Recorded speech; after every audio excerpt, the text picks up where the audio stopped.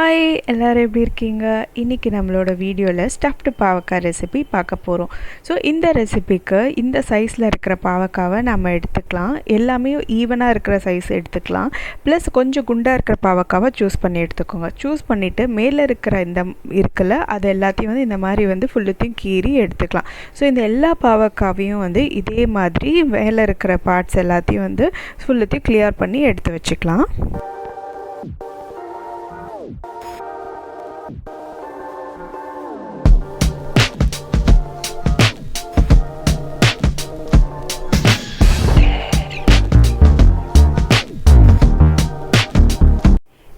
இப்போ எல்லா பாவக்காயிலையும் மேலே இருக்கிற அந்த சொரப்பான பகுதி எல்லாத்தையும் ரிமூவ் பண்ணி எடுத்துட்டோம். இப்போ என்ன பண்ண போகிறோம் அப்படின்னா, பாவக்காவில் இருக்கிற ஒரு சைடை மட்டும் இந்த மாதிரி ஸ்லிட் பண்ணிவிட்டு உள்ளே இருக்கிற அந்த சீட்ஸ் எல்லாம் ரிமூவ் பண்ணிடலாம். ஸோ இது பண்ணும்போது அந்த ரெண்டு பக்கமும் அந்த எட்ஜஸ் வந்து கட் ஆகாத மாதிரி பார்த்துக்கோங்க. ஸோ இந்த ஸ்லிட் பண்ணி எடுத்துருக்கோம்ல, அதுக்குள்ளே தான் வந்து நம்ம மசாலாவை ஸ்டஃப் பண்ணி ஃப்ரை பண்ணி எடுக்க போகிறோம். ஸோ கொஞ்சம் கேர்ஃபுல்லாக வந்து இதை ஸ்லிட் பண்ணி எடுத்துக்கலாம். இந்த சீட்ஸை வந்து தூர போட்டுறாதீங்க. லாஸ்ட்டாக அந்த மசாலாவை இந்த சீட்லேயும் வந்து நாம் கொஞ்சம் மிக்ஸ் பண்ணி ஃப்ரை பண்ணி எடுத்துக்கலாம். எல்லா பாவக்காயில் இருக்கிற சீட்ஸையும் இப்போ ரிமூவ் பண்ணியாச்சு. ஸோ இதுக்கப்புறம் என்ன பண்ண போகிறோம் அப்படின்னா வந்து சால்ட் எடுத்துகிட்டு இந்த எல்லா பாவக்காய் பீசஸ்லேயும் வந்து அந்த சால்ட்டை வந்து கோட் பண்ண போகிறோம். ஸோ இப்படி பண்ணும்போது என்ன பண்ணலாம், பாவக்காயில் வந்து நல்லா உப்பு வந்து இறங்கிடும்.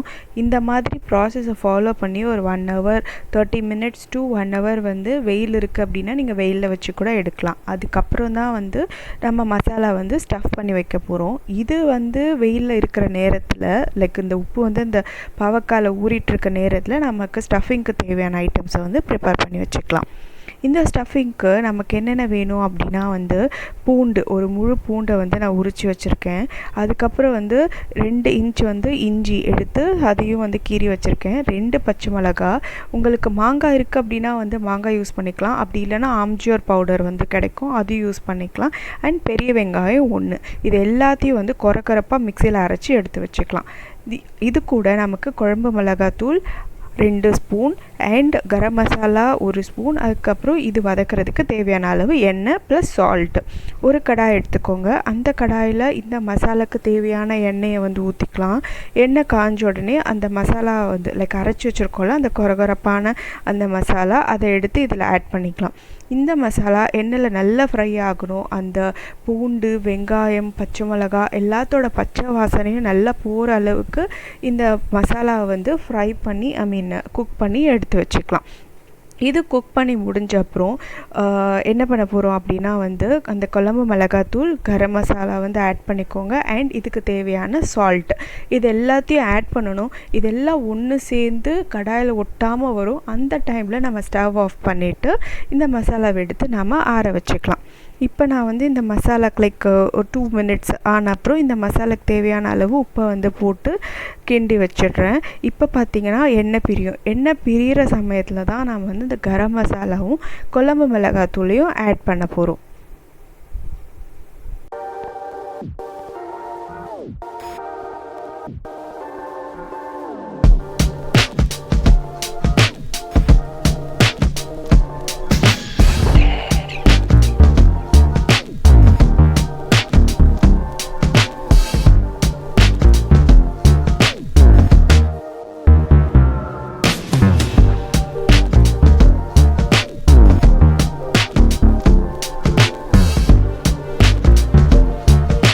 ஸோ இதுதான் இந்த final stage of masala preparation. So அந்த கடாயில் ஒட்டாமல் இந்த மசாலா, எண்ணெய் அண்ட் குழம்பு மிளகாத்தூள் எல்லாமே வந்து ஒன்று சேர்ந்து ரெடியாக இருக்குது. ஸோ இந்த டைமில் இந்த மசாலாவை நம்ம இறக்கி வச்சு ஆற வச்சுக்கலாம்.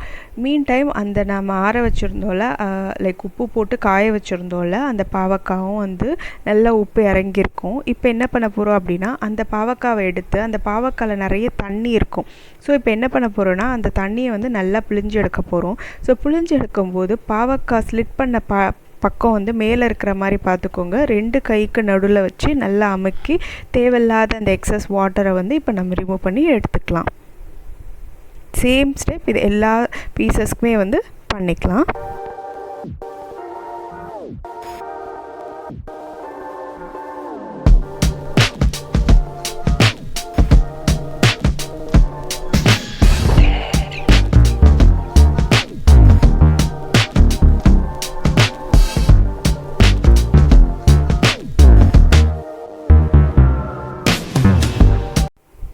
பாவக்காயில் இருக்கிற எக்ஸஸ் வாட்டர் எல்லாத்தையும் ரிமூவ் பண்ணிட்டோம். இப்போ இந்த நேரத்தில் அந்த மசாலாவும் வந்து ரொம்ப ஹீட்டாக இருந்ததில் அதுவுமே வந்து ஆறிருக்கும். ஸோ இப்போ என்ன பண்ணலாம், எல்லா பாவக்காய்க்குள்ளேயும் அந்த மசாலாஸில் வந்து ஸ்டஃப் பண்ணிக்கலாம்.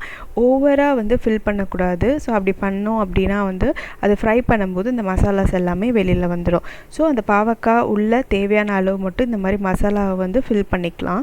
இந்த மசாலாஸ்லாம் வெளியில் வராமல் இருக்கிறதுக்காக ஸோ நம்மக்கிட்ட எல்லார் வீட்லேயும் நூல் இருக்கும்ல, துணி தைக்கிற நூல். ஸோ அந்த நூலோ இல்லை எனிதிங் நூல் மாதிரி இருக்குது, இல்லை வாழை இலையோட அந்த நார் இருக்குது அப்படின்னா நீங்கள் அதையுமே கூட இதில் வந்து சுற்றி விட்டுக்கலாம். இப்போ என்கிட்ட அந்த வாழை இலை நார் இல்லாததுனால இந்த நூலை நான் வந்து சுற்றி யூஸ் பண்ணிக்கிறேன். லேட்டர் இது வந்து ஃப்ரை பண்ணி முடிச்ச அப்புறம் அந்த நூலை ரிமூவ் பண்ணிவிட்டு நீங்கள் வந்து சர்வ் பண்ணிக்கலாம். ஸோ இந்த மாதிரி எல்லா பாவக்காயிலையும் அந்த மசாலாவை வந்து ஸ்டஃப் பண்ணிக்கலாம். இப்போ வந்து இதுக்கு தான் வந்து இந்த நூல் எடுத்திருக்கேன். இந்த நூலை வந்து 2ஆக மடித்து அந்த பாவக்காய் எல்லாத்துக்கூடையும் வந்து அப்படியே சுற்றி விட்டுடலாம். ஸோ இந்த மாதிரி பண்ணும்போது பாவக்காயில் உள்ளே இருக்கிற மசாலாஸ் எதுவுமே வந்து வெளியில் வராது. ஃப்ரை பண்ணும்போது நம்ம திருப்பி போட்டு பண்ணுவோம். ஸோ அந்த டைமில் அந்த மசாலா எல்லாமே வந்து ஸ்டஃபிங்கில் வந்து கரெக்டான பொசிஷனில் இருக்கும். ஸோ எதுவுமே வந்து வெளியில் வராது.